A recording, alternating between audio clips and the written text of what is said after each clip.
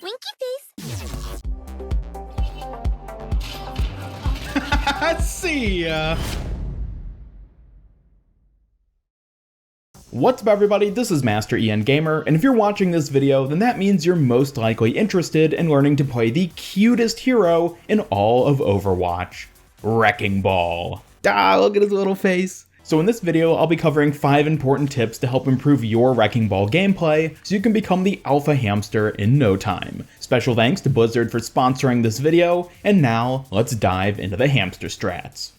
First tip, be the ball. Wrecking Ball is all about being able to zip around and disrupt the enemy team. While in ball mode, not only does he move much faster, but he cannot be headshot, thus giving him an extra level of protection. But to really make the most of it, you gotta use his grappling claw ability. By pulling himself along with this ability, he can slam enemies to both deal damage and knock them back. You'd be amazed by how much disruption you can cause just by swinging through the enemy team. On certain maps, you can even utilize the terrain itself to swing indefinitely on certain control points and payloads. This could be a great way to contest the objective, regardless of whether you're the one attacking or defending. In addition to just damaging opponents by slamming into them, Wrecking Ball's grappling claw is great at dislocating the enemy team and knocking them out of position. This can be especially useful when the enemy is positioned on advantageous high ground, as knocking them down to your team's level can oftentimes be the deciding factor in who wins a team fight. But this goes one step further on maps where environmental kills come into play. Rather than just knocking your opponents out of position, you can secure one or more easy eliminations by just booping them straight off the map. While this can be achieved just about anywhere there is an insta-death pit, there are a number of sweet spots on different maps which are exceptionally easy to get value from. Take advantage of these, and you can easily get some of the most satisfying kills in all of Overwatch. Another big part of being the ball is utilizing high ground for yourself. For one thing, Wrecking Ball's pile driver ability can only be activated while in the air, so being able to swing upwards or drop off ledges is a big part of Wrecking Ball being able to deal damage. But you don't even always need really high ledges to use pile driver. In many cases, if you just roll up and off small bits of terrain or even the payload itself, it'll give you enough air to slam down with pile driver and really deal some damage. You'd be surprised by just how easy it is to pull this off, so don't hesitate to get creative with finding little objects to bounce off of.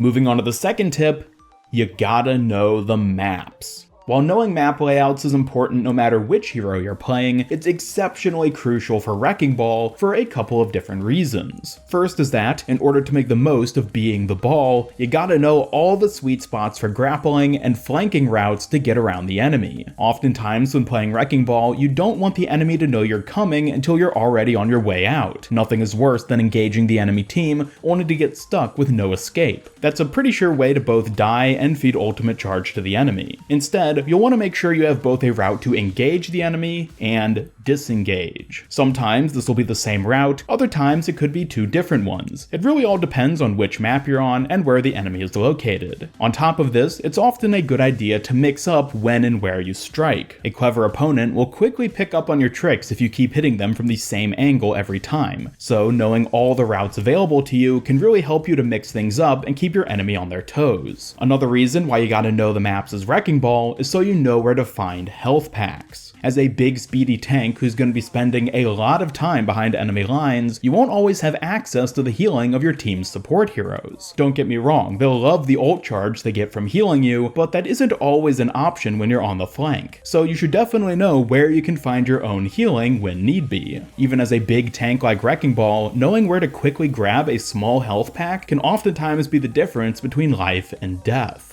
If you're brand new to playing Wrecking Ball, then I actually recommend going into different maps and custom games to get a feel for the different routes you can take. Just practice swinging around and try to find different spots where you can easily flank the enemy or boop them off a ledge. If you're new to Overwatch as a whole, then this can also be a great way to learn where health packs are located, as you might be surprised by just how many of them are scattered about. The third tip for playing Wrecking Ball is knowing how to get the most out of his adaptive shield ability.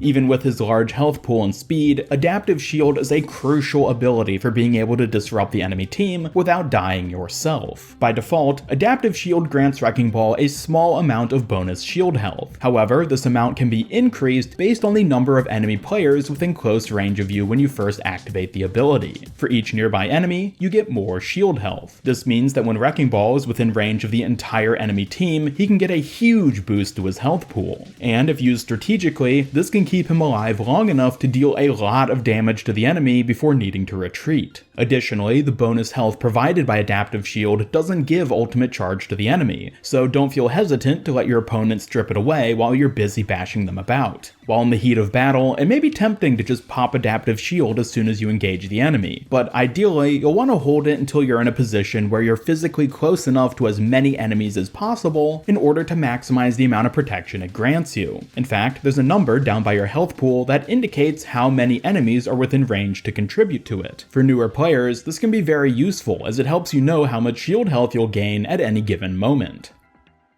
My fourth tip: making the most out of his ultimate ability, Minefield.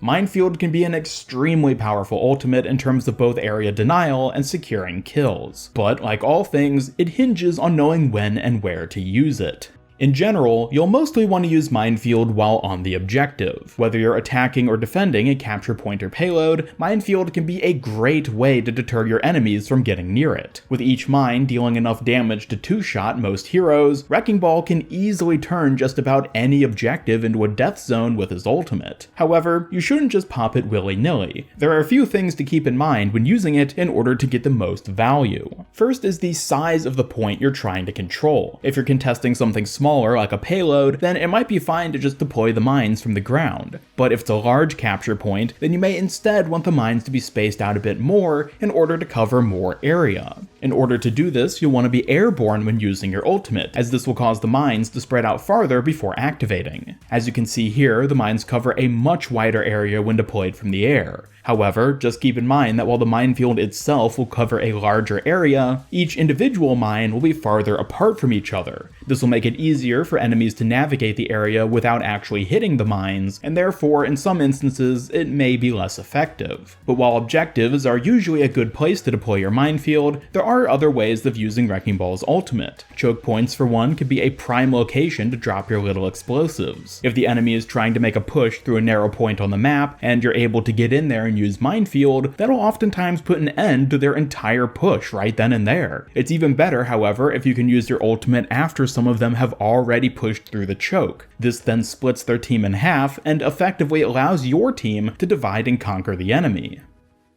My fifth and final tip for playing Wrecking Ball: knowing hero matchups. Or in other words, which kinds of heroes is he good and bad against? The biggest thing to look out for when it comes to enemy heroes is anyone with crowd control abilities. Things like stuns, hacks, sleeps, and freezes all get in the way of Wrecking Ball's need for speed, and thus are unfavorable matchups for him in many situations. That doesn't mean it's impossible for him to win against teams who have Brigitte, Sombra, or Mei, but they can be big problems for him. If you do find yourself facing off against one of these heroes as Wrecking Ball, your best bet will be to keep an eye out for their crowd control abilities and wait for them to go on cooldown. That should make it safe for you to then roll in and engage them without getting stopped in your tracks. Or if you're a bit more confident in your ball skills, you can even try to bait out the enemy's crowd control abilities while using your speed to avoid actually getting hit by them. This will not only keep you safe, but also prevent them from using those same abilities on your teammates. Inversely, Wrecking Ball can be pretty good against just about anyone who doesn't have a crowd control ability. Basically, as long as he can get in, do some damage, and get out without losing too much health, he can be pretty useful. But one matchup in particular which Wrecking Ball is very good in is against enemy snipers. Thanks to his grappling claw, he can easily reach them on high ground positions and often make quick work of them with his quad cannons and pile driver. Even if he doesn't get a kill, he'll force the sniper to relocate, which oftentimes will disrupt their ability to pick off your fellow teammates.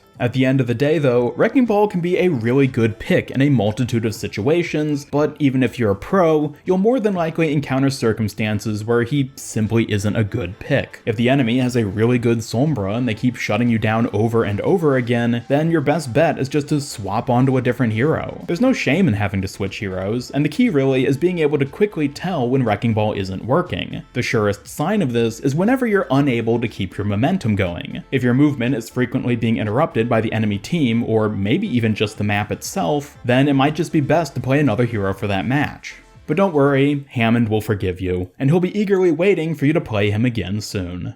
So these have been my 5 basic tips for playing Wrecking Ball. There of course are many more advanced techniques to learn about him, but hopefully this video has helped those of you who are looking to first pick him up and nail the basics. And if you don't want to miss out on any future Overwatch news and content, then be sure to subscribe to my YouTube channel, hit that bell icon for notifications, and follow me on Twitter at MasterIanGamer. This is Master Ian Gamer signing off, and until next time, have a great day.